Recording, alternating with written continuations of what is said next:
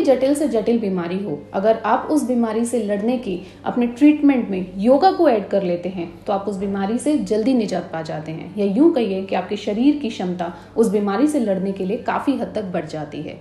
ऐसा मैं नहीं कहती, ऐसा साइंस कहती है।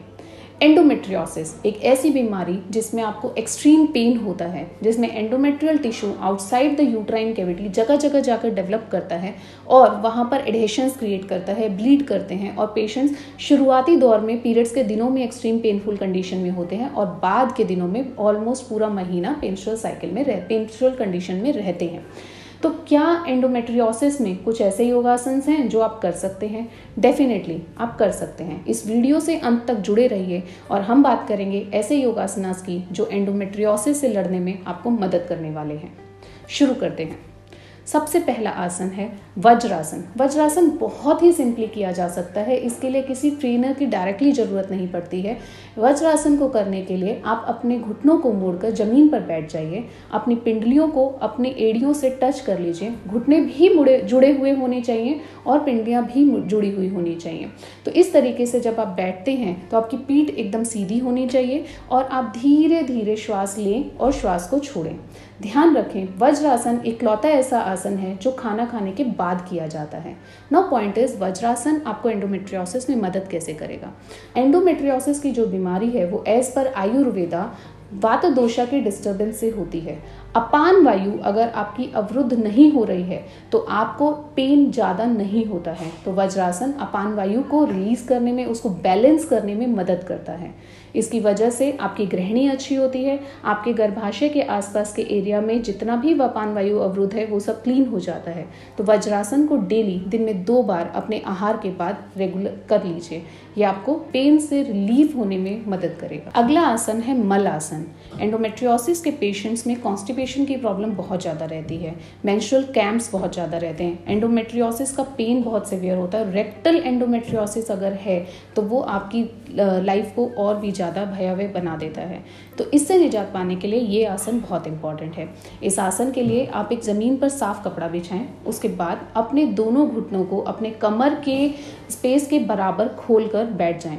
अपने कूल्हे को जमीन से टच करने की पूरी तरह से कोशिश करें और इस दौरान अपने हाथ को अपने हृदय के करीब रखें और धीरे धीरे श्वास लें और श्वास को छोड़ें। यह प्रक्रिया शुरुआत में आप 30 सेकंड तक करें। जैसे जैसे आप इसकी हैबिट में आ जाते हैं तो आप इसको 1 से 2 मिनट तक कर सकते हैं और इसके रिपीटिशंस भी कर सकते हैं। यह आसन आपको अपान वायु को रिलीज करने में मदद करेगा, आपकी ग्रहणी को अच्छा रखेगा और आपके पक्वाशय को भी बेहतरीन बनाएगा। इस आसन को रेगुलर प्रैक्टिस करें। थर्ड प्रक्रिया है कुंभक प्राणायाम। कुंभक प्राणायाम किस लिए इम्पॉर्टेंट है? बेसिकली जब आप एंडोमेट्रियोसिस जैसी बीमारी से जूझ रहे हैं तो आपके बॉडी, माइंड और सोल का कोऑर्डिनेशन डिस्टर्ब कर जाता है। आप एक्सट्रीम स्ट्रेस में होते हैं, एंग्जाइटी होती है, डिप्रेशन हो जाता है, लगातार दर्द की दवाइयाँ खाने के साइड इफ़ेक्ट्स भी आपकी बॉडी में होते हैं। तो रक्त शुद्धि भी चाहिए होती है। मन की स्थिति अच्छी नहीं रहती, तो मन को बैलेंस करने के लिए बहुत इंपॉर्टेंट है कि आप ये आसन रेगुलर बेसिस पर करें। कुंभक क्रिया 2 प्रकार से की जाती है, एक बाहरी कुंभक लगाया जाता है और एक अभ्यंतर कुंभक लगाया जाता है। इसके लिए भी आप पहले जमीन पर एक साफ कपड़ा बिछाकर आलती पालती मारकर बैठ जाइए। उसके बाद आप अपने नाक के दोनों छिद्रों को गहरी सांस लेकर एक बार क्लीन कर लीजिए।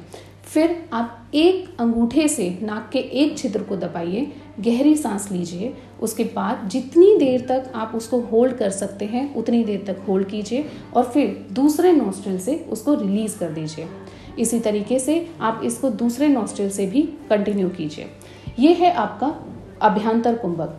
एक है बाहरी कुंभक। बाहरी कुंभक में आपको श्वास को पहले छोड़ना है, उसके बाद आपको अपना श्वास रोकना है। जितनी देर तक आप रोक सकते हैं उतनी देर तक आप उसको रोक कर रखिए और उसके बाद उसे रिलीज कर दीजिए। तो बाहरी कुंभक और अभ्यंतर कुंभक दोनों ही कुंभक आप कम से कम 12-12 रिपीटिशंस तक करना शुरू कीजिए। धीरे धीरे आप उसको अपनी कैपेसिटी के साथ इंक्रीज कर सकते हैं। और एक बात, शुरू में बहुत ज़्यादा देर तक श्वास रोकने की कोशिश ना करें, धीरे धीरे उसकी जो टाइमिंग है उसको बढ़ाएं, उससे आपको ज़्यादा बेहतर रिजल्ट्स मिलते हैं। तो इस तरीके से आप अपना स्ट्रेस रिलीज कर सकते हैं, आप अपनी एंग्जाइटी सप्रेस कर सकते हैं और आप रिलैक्स रह सकते हैं। 4th आसन है जानु शीर्षासन। ये आसन आपके लीवर और किडनी को स्टिमुलेट करता है, आपके इंटेस्टाइन्स को यानी आयुर्वेद के हिसाब से आपकी गृहिणी को, आपके पक्वाशय को, आपके आमाशय के फंक्शनैलिटी को बेहतर करता है।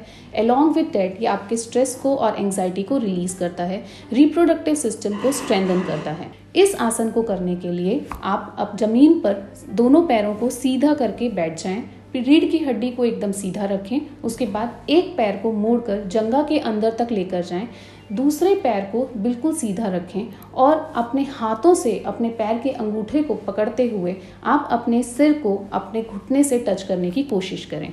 इसी प्रक्रिया को आप दूसरे पैर की तरह रिपीट कीजिए।